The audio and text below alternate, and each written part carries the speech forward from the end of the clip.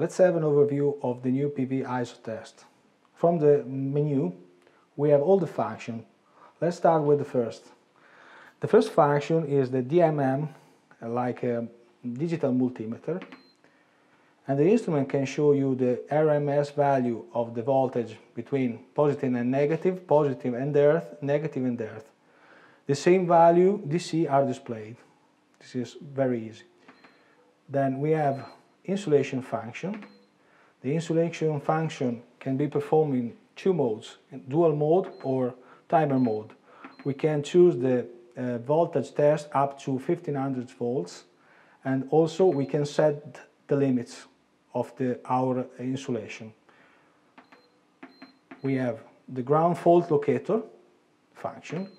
It is very useful, and here we can set the number of modules of our string.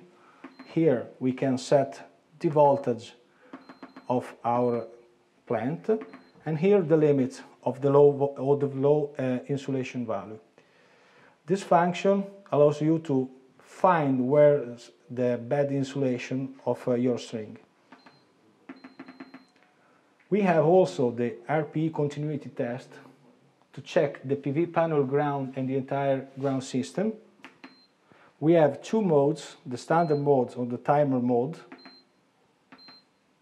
We have also the general setting like language, date and time, general setting like, for example, the auto power off disabling or the sound of case.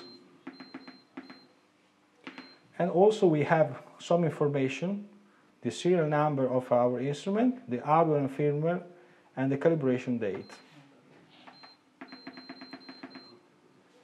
We have also here the memory with the data saved inside that can be recalled, or in this way you can transfer all the data from the instrument to your PC through the top view software included in the package.